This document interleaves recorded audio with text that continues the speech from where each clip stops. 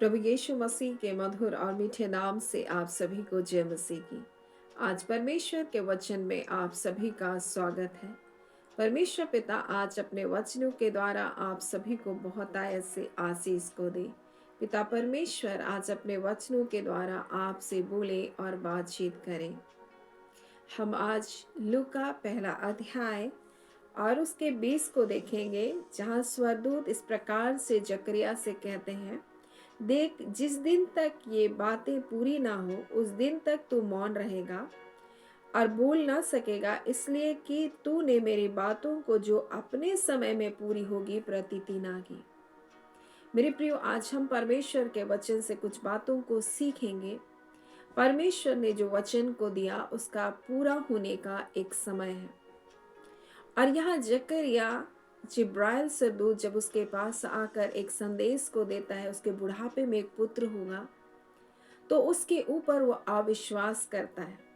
और इसलिए स्वरदूत इस प्रकार से कहता है, देख, जिस दिन तक ये बातें पूरी ना हो ले उस दिन तक तू मौन रहेगा, बोल ना सकेगा, इसलिए कि तूने मेरी बातों को जो अपने समय में पूरी होगी प्रतीति ना की। तो जकरिया ने ऐसा क्या कह करके उस बात की प्रतीति ना की।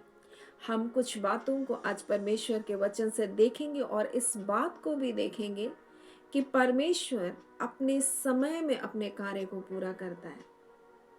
और यहाँ पर जब हम 18 को देखेंगे तो इस प्रकार से लिखा है, जकरिया ने स्वर्गदूत से पूछा, या मैं कैसे जानूं, मैं तो बूढ़ा हूँ और मेरी पत्नी बूढ़ी हो गई है। और इस शब्दों के द्वारा उसने अविश्वास को प्रकट किया, क्योंकि जकरिया कोई मामूली व्यक्ति नहीं था। जकरिया एक याजक था और एक याजक होने के नाते वो भली भांति इस बात को जानता था कि परमेश्वर ने अब्राहम को बुढ़ापे में एक संतान को दिया।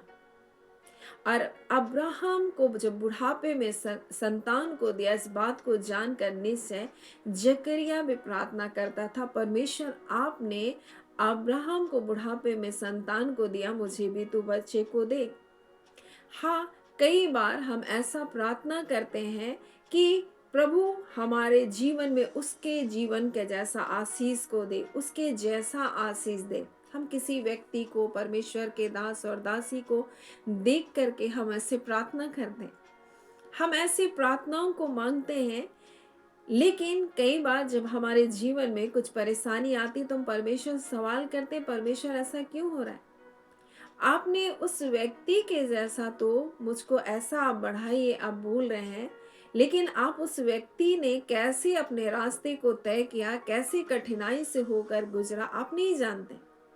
आप केवल उसकी सफलता को देखकर, उसकी ऊंचाइयों को देखकर, उसके प्रभाव को देखकर आप कहते हैं, मुझे उसके जैसा प्रभु तो इस्तेमाल कर, उसके जैसा तो मुझे बना। और जब हमारे जीवन में वो बातें होने लगती है तो हम सोचते हैं, परमेश्वर ये कठिनाई क्यों हो रही, ये बातें क्यों हो रही। आपने सिर्फ उसकी इस कामयाबी देखकर प्रार्थना किया, प्रभु मुझे उसके जैसा बना, लेकिन आपने उसके पीछे जो तकलीफ से होकर गुजरा, जिस अकेलेपन से होकर गुजरा, जिन पीड़ाओं से होकर गुजरा, आप नहीं जानते। यहाँ पर जकरिया एक याजक है और इस प्रकार से स्वर्गदूत उससे कहता है, जब जकरिया से मिलता है तो उससे कहता है, स्वर्गदूत ने उससे कहा, हे जकरिया, भयभीत ना हो, तेरी प्रार्थना सुन ली गई है। उसने में प्रार्थना किया था, परमेश्वर आपने अब्राहम को बुढ़ापे में संतान को दिया। अब जब उसकी प्रार्थना का जवाब आया तो उसको विश्वास नहीं हो रहा है और वो कहता है, मैं तो बूढ़ा हूं और मेरी पत्नी बूढ़ी हो गई है। तब स्वर्गदूत इस प्रकार से कहते हैं, देख, जिस दिन तक ये बातें पूरी ना हो लेगी उस दिन तक तू मौन रहेगा और बोल ना सकेगा, इसलिए कि तूने मेरी बातों को जो अपने समय में पूरी होगी प्रतीति ना की। और परमेश्वर का हर एक बात का समय है। और कई बार हम प्रार्थना तो करते हैं, परंतु प्रभु जब हमारे जीवन में कार्य करना चाहता है तो हम प्रतीति नहीं करते। या कई बार हमारे जीवन में हम प्रार्थना तो करते हैं, प्रभु मुझे उसके जैसा ऊंचा उठाओ, उसके जैसा बढ़ा, और जब परमेश्वर हमको उन रास्तों पर लेकर जाता हम तो शिकायत करते हैं। हम परमेश्वर से कहते हैं, परमेश्वर आपने ऐसा क्यों होने दिया, आप ऐसा क्यों होने दे रहे। लेकिन कई बार हम अपनी प्रार्थनाओं को ध्यान नहीं देते कि हम कैसी प्रार्थनाओं को कर रहे हैं। यहाँ जकरिया प्रार्थना किया और परमेश्वर का दूत उसके पास आया और उससे इस प्रकार से कहता है, जकरिया भयभीत ना हो, तेरी प्रार्थना सुन ली गई। उसकी प्रार्थना सुन ली गई है, परंतु उसको यकीन नहीं हो रहा। कई बार हम परमेश्वर से मांगते हैं, लेकिन जब परमेश्वर का जवाब हमारे सामने आता है तो हम उसके उस जवाब के ऊपर यकीन नहीं करते। और कई बार तो हमारे दरवाजे पर जवाब आकर के भी लौट जाता है हमारे अविश्वास के कारण। कई बार परमेश्वर हमारे लिए उन अवसरों के दरवाजों को भी खोलता है, लेकिन हम अविश्वास के कारण या हम संदेह के कारण या कुछ ऐसी बातों के कारण हम बातों को नजरअंदाज करते हैं। परमेश्वर के कार्य को जो हमारे जीवन में करना चाहता हम उसकी प्रतीति नहीं करते। और यहाँ स्वरदूत आया है और स्वरदूत बोल रहा है, और यहाँ पर जकरिया कहता है, मैं तो बूढ़ा हूँ और मेरी पत्नी बूढ़ी है, कैसे जानूं कि ये हमारे साथ होगा। स्वरदूत ने कहा, मैं जिब्राइल हूँ। स्वरदूत को भी थोड़ा सा यहाँ लग रहा होगा, कैसा, परमेश्वर आपका याजक है, मैं आया हूँ और यकीन नहीं कर रहे। देखिए, कई बार तो लोग परमेश्वर बोलते हैं और परमेश्वर के वचनों को यकीन नहीं करते। तो यहाँ जिब्राइल से बोला, मैं जिब्राइल हूँ, मैं परमेश्वर के सामने खड़ा रहता हूँ। परमेश्वर भी जिब्राइल से बोला, तुम्हारा विश्वास नहीं करेंगे तो मेरा भी विश्वास नहीं करते, क्योंकि परमेश्वर के वचनों पर भी हम कभी कभी हम अविश्वास करते और अधिकतर लोग अपने जीवन में कुछ नहीं पाते। इस कारण कुछ कठिनाइयों में हमेशा बने रहते। कारण ये है कि परमेश्वर की वचन की प्रतीति नहीं करते। परमेश्वर का वचन पूरा होगा और वो अपने समय में पूरा होगा। और जैसे हमने कल के दिन देखा, जहाँ एलिसिबा कहती, धन्य है जिसने विश्वास किया कि जो बातें प्रभु की ओर से उनसे कही गई वो पूरी होंगी, और पूरा होने में क्या एक समय है। और यहाँ जिब्राइल कहता है, इसलिए तू मेरी बातों को जो अपने समय में पूरी होगी प्रतीति ना की। हर एक बात का इस पृथ्वी में एक समय है मेरे प्रियो, और परमेश्वर अपने समय के अनुसार सब काम करता। और ये जो यूहन्ना बपतिस्मा देने हारे का जन्म का, इसका भी एक समय तय था। और ये भविष्यवाणी की बातें यहाँ पर पूरी की जा रही है, जो स्वर्गदूत उनसे बोल रहा है। और जिन जिन बातों को बोल रहा है वो हमको मलाकी में मिलता है। जब हम इसके 17 को पढ़ेंगे तो स्वर्गदूत कहता है, वह एलिया की आत्मा और सामर्थ्य में होकर उनके आगे आगे चलेगा और पितरों का मन बाल बच्चों की ओर फेर देगा, और आज्ञा ना मानने वालों को धर्मियों की समझ पर लाए, और प्रभु के लिए की योग्य प्रजा तैयार करे। मलाकी में जब हम इस वचन को पढ़ते हैं, और ये अंतिम वो पुस्तक है जो यीशु के आगमन के पहले का है, और उसके बाद फिर और कोई संदेश किसी को नहीं मिला। और जकरिया क्या इस बात को नहीं जानता, एक याजक होने के नाते, क्योंकि ये सबसे अंतिम यही लिखा गया। जब आप मलाकी में पढ़ेंगे तो यहाँ इस प्रकार से लिखा है, मलाकी उसके 4 अध्याय के 5 और 6 में सबसे लास्ट में ये लिखा है। उसके बाद बिल्कुल कोई संदेश किसी को नहीं मिल रहा है। इसके बाद परमेश्वर कोई बातचीत नहीं कर रहा है। और यहाँ तक तो मेरे प्रियो एक याजक होने के नाते उसे भली भांति पता था। और यहाँ लिखा है, देखो यहोवा के उस बड़े और भयानक दिन के आने से पहले मैं तुम्हारे पास एलिया नबी को भेजूंगा। वह माता पिता के मन को उनके पुत्रों की ओर और पुत्रों के मन को उनके माता पिता की ओर फेरेगा। ऐसा ना हो कि मैं आकर पृथ्वी का सत्यानाश करूं। और इसी बात को स्वर्गदूत बता रहा है कि वह एलिया की आत्मा की सामत में आएगा। और जो यूहन्ना बपतिस्मा देने हारे का वस्त्र है, वो सेम टू सेम आप देखेंगे एलिया जैसा वस्त्र पहनता था, उसके वस्त्र का वर्णन है। पुराने नियम में आप जब देखेंगे बिल्कुल वैसा ही वस्त्र एलिया यूहन्ना बपतिस्मा देने हारे का था। और इसलिए जब आप इसे देखेंगे, वो एलिया की आत्मा की सामर्थ से भरकर उनके आगे आगे चलेगा। और इसलिए ये वचन यहाँ पूरा होता है। और इस वचन को जब वहां जकरिया को बताया जा रहा है, वो प्रतीति नहीं कर रहा है। एक याजक होने के नाते उसको इस बात को जानना था, और वो जानता भी था होगा, लेकिन फिर भी प्रतीति ना करने के कारण उसको कुछ समय तक के लिए, उसको जब तक बच्चे नहीं जन्मेंगे तो मौन रहे। यानी परमेश्वर जो बातें हमारे जीवन में पूरा करना हो तो पूरा करना है, चाहे हमारे जीवन में कई बार अविश्वास भी हो तो भी, हमारे अविश्वास योग्य होने पर भी वो विश्वास योग्य परमेश्वर है। और इसलिए यहाँ पर जिब्राइल कहता है, मैं जिब्राइल हूँ, मैं परमेश्वर के सामने खड़ा रहने वाला स्वर्गदूत हूँ। कहता है मैं जो परमेश्वर के सामने खड़ा रहता हूँ, मैं जो तुझसे बातें करने और तुझे सुसमाचार सुनाने के लिए भेजा गया हूँ। बोला, और देख, जिस दिन तक ये बातें पूरी नहीं होगी तो क्या रहेगा? गूंगा रहेगा, क्योंकि जो बातें तूने जो मेरी बातों को जो अपने समय में पूरी होगी प्रतीति नहीं किया। अपने समय में परमेश्वर पूरा करेगा, इसलिए हमको प्रतीति करना है, क्योंकि परमेश्वर का वचन इस प्रकार से आमोस और उसके 3 उसके 7 में इस प्रकार से कहता है, इसी प्रकार से प्रभु यहोवा अपने दास भविष्यवक्ताओं पर अपना मर्म बिना प्रकट किए हुए कुछ नहीं करेगा। परमेश्वर जब किसी के लिए जीवन के लिए योजना बनाता है तो परमेश्वर उसको पहले प्रकट करता है। अब्राहम को बुलाया तो अब्राहम के जीवन में परमेश्वर ने उस बात को प्रकट किया, उसके भविष्य की योजना को लेकर उसको बताया।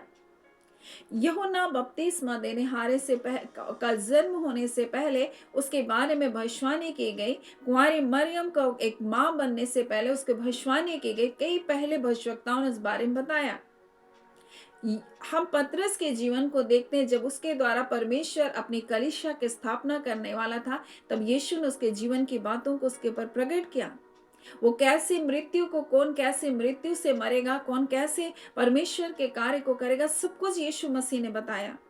किसकी मृत्यु नहीं होगी इस बात को भी यीशु मसीह ने बताया। और आज भी प्रभु वही बातों को हमारे जीवन के लिए बताता है, लेकिन हम सुनने के लिए तैयार नहीं, हम पूछने के लिए तैयार नहीं, हम परमेश्वर के वचन को मन लगाने के लिए तैयार नहीं। परमेश्वर का वचन इस प्रकार से, जब आप यशायाह उसके 40 अध्याय को जब आप पढ़ेंगे तो यहाँ पर इस प्रकार से कहता है कि वो कह रहा है कि कौन, यहाँ पर लिखा है, सारी जातियां उसके सामने सारी जातियां उसके सामने कुछ नहीं, उसकी दृष्टि में लेस और सुनने से भी घट ठहरती है। तुम परमेश्वर को किसके समान बताओगे और उसकी उपमा किससे दोगे?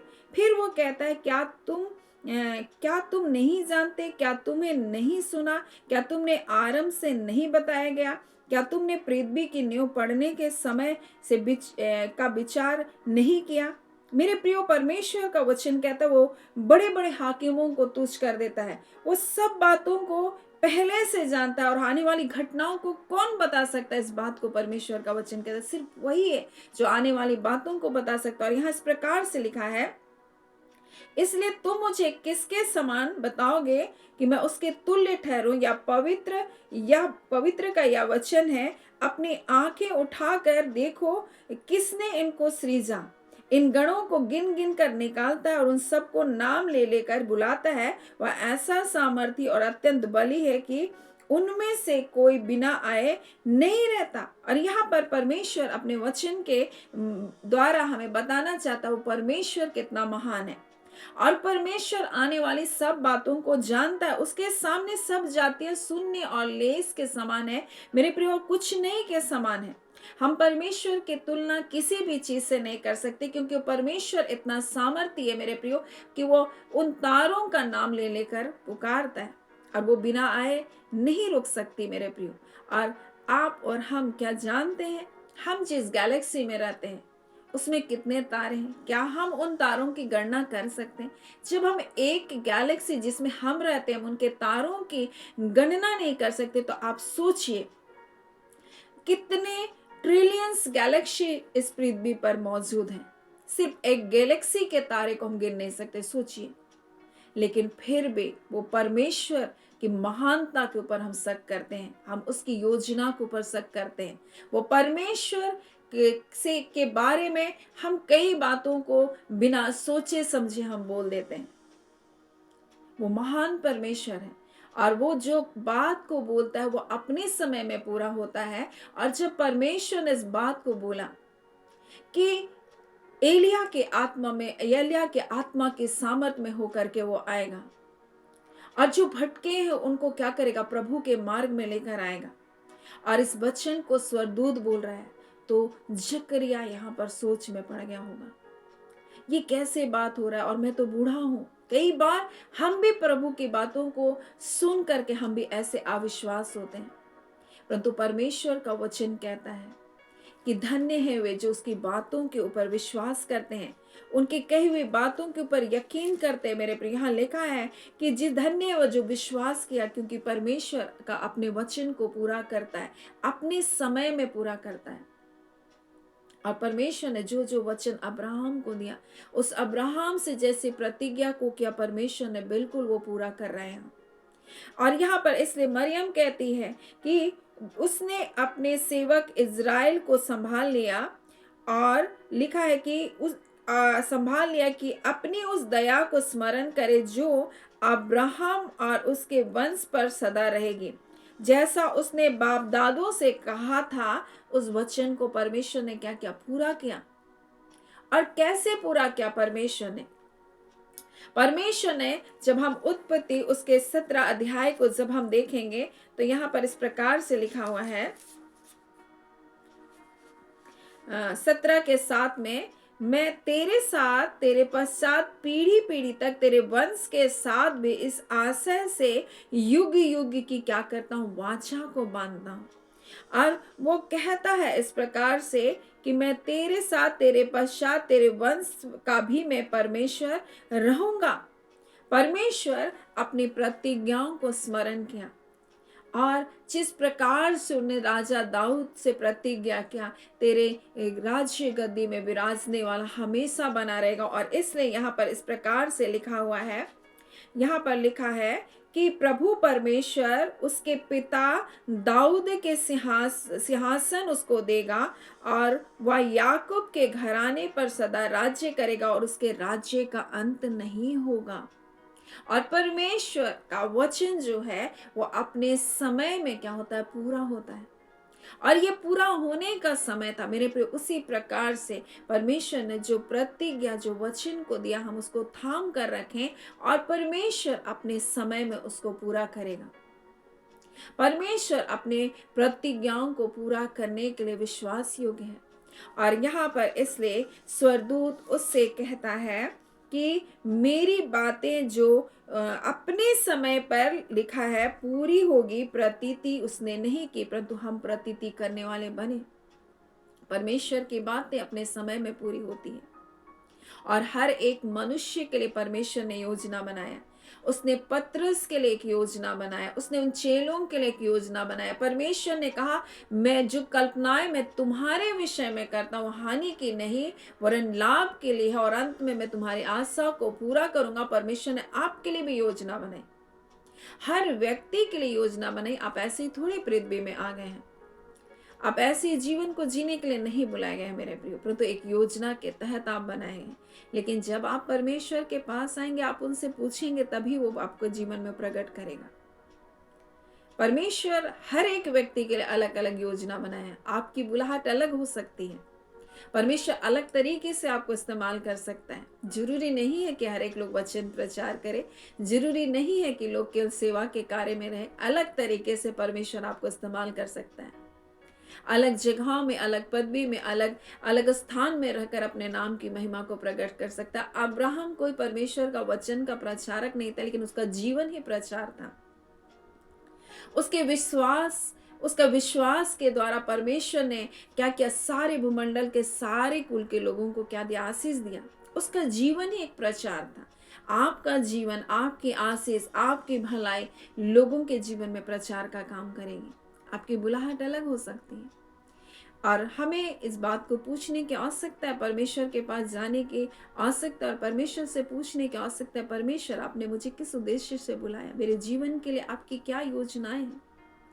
परमेश्वर उन योजनाओं को आपके जीवन में प्रकट करेगा। और मेरे प्रियो, हमें उन बातों के ऊपर बने रहना है। हर एक को हर एक कार्य के लिए परमेश्वर ने नियुक्त किया है। सो हम उन कार्यों में बने रहें जो परमेश्वर ने हमारे जीवन के लिए चाहा है। हम वो ना बने जो दूसरे बन रहे हैं, हम वो बने जो परमेश्वर ने हमें बनने के लिए बुलाया है। हर एक लोग हर जैसा काम नहीं कर सकते। हम दूसरों के जैसा बनने का प्रयास ना करें, हम देखा देखी कोई कार्य ना करें, परंतु परमेश्वर ने हर एक के जीवन के लिए एक उद्देश्य दिया, और हमें उस उद्देश्य को पूरा करना इस पृथ्वी में रहते हुए, जिसके द्वारा परमेश्वर पिता को महिमा मिले। सो परमेश्वर पिता इन वचनों के द्वारा हम सभी के जीवन को बहुत ऐसे आशीष को दे। आमीन। आइए हम प्रार्थना करेंगे। धन्यवाद देते हैं जीवते सच्चे सामर्थ्य पिता परमेश्वर, प्रभु यीशु के नाम से अब आपके पास आते हैं। हम आपके शुक्रगुजार हैं खुदान परमेश्वर पिता, क्योंकि जो वचन आपकी ओर से होते हैं प्रभु जी, हाँ खुदान, वो अपने समय में पूरी होती है प्रभु। और निश्चय करके आप अपने बातों को, अपने वचनों को, अपनी योजनाओं को जो आपने अपने बच्चों के लिए किया, उसे आप पूरा करेंगे प्रभु। खुदान परमेश्वर, हर एक के हृदय में एक विजन, एक दर्शन, हाँ पिता परमेश्वर प्रभु जी, आपने दिया है परमेश्वर। और खुदान परमेश्वर, उन विजन को, उन दर्शनों को आप पूरा करने के लिए प्रभु जी आप विश्वास योग्य हैं। अब आप परमेश्वर प्रभु जी, आप अपने अपनी योजनाओं को परमेश्वर अपने लोगों के द्वारा प्रकट करते हैं प्रभु जी। खुदान परमेश्वर पिता, और अपने भविष्यवक्ताओं के द्वारा प्रभु जिस योजना को प्रभु जो जकरिया के जीवन में होने वाली थी प्रभु से प्रकट किया था प्रभु पहले से। और सरदूत ने आकर जब इस बात की पुष्टि किया परमेश्वर पिता, हाँ पिता, वो सोच रहा था क्यों कर ऐसे होगा, परंतु प्रभु उसने उन वचनों की ओर ध्यान नहीं दिया परमेश्वर जो पहले से कही गई थी। खुदान परमेश्वर, आज आपके बच्चों के आत्मिक आंखों को खोलें, जो उनके जीवन के लिए आपने योजना बनाई उनको देख सके, वो जान सके परमेश्वर पिता कि आप उनके जीवन से क्या चाहते हैं और कैसा जीवन को जीना है प्रभु, इस बात को भली भांति समझ नहीं पाए। अब आप खुदान परमेश्वर प्रभु जी हर एक की आत्मिक आंखों को खोले परमेश्वर, ताकि आपकी योजना को समझ सके, आत्मिक सोच को, बुद्धि को खोलिए परमेश्वर, ताकि वो समझ सके, बूझ सके और आपके मार्गों पर बने रह सके, भटके ना इधर उधर खुदान परमेश्वर, व्यर्थ बातों में अपने मन को ना लगाए, परंतु आपकी इच्छा के अनुसार चल सके। खुदान, हम अपने आपके प्रिय बेटे बेटियों को, बुजुर्ग माता पिता को, भाई बहनों को हम आपके हाथों में सौंपते हैं पिता। उत्तम स्वास्थ्य और भला चंगा जीवन देकर संभालें, हर प्रकार के रोग दुख बीमारियों से प्रभु जी, हर प्रकार के संकटों से प्रभु जी आप उनकी रक्षा करें और परमेश्वर अपने मार्गों में निरंतर बढ़ाते जाएं। अब खुदान परमेश्वर, हम इस घड़ी प्रार्थना करते हैं, छोटे छोटे बच्चों को बुद्धि ज्ञान और समझ की आत्मा को दे, आपका पिता स्वर्गीय स्वभाव उनके जीवन पर कार्य करने पाए। अब खुदावन परमेश्वर, आपके लहू को प्रभु जी से मोल लिए गए प्रभु, आपका लहू का स्वभाव प्रभु, आपका चरित्र प्रभु आपके बच्चों के जीवन में दिखाई देने पाए। खुदान परमेश्वर प्रभु यीशु, वो राजसी स्वभाव परमेश्वर, वो राजा के संतान का स्वभाव उनके जीवन में पाया जाए। वो हियाव उनके जीवन में, हर प्रकार का डर भय परमेश्वर, जो लोगों से भय खाते हैं, लोगों का भय उनके अंदर से खत्म होने पाए। खुदान परमेश्वर, किसी बात से वो भयभीत ना हो, क्योंकि उनका सृष्टिकर्ता परमेश्वर आप अपने बच्चों को अपने नजरों के सामने रखते हैं, आप संभालते हैं, आप सुरक्षित रखते हैं प्रभु जी। खुदावन अबा परमेश्वर, हम आपका धन्यवाद देते हैं इस वचन के द्वारा प्रभु, अपने लोगों से आपने बोला और बातचीत की, आपका धन्यवाद देते हुए प्रार्थना में यीशु के नाम से मांगते हैं, दया सुने अनुग्रह से ग्रहण कर लीजिएगा, आमीन। परमेश्वर पिता आप सभी को बहुत आयत से आशीष को दे, आमीन।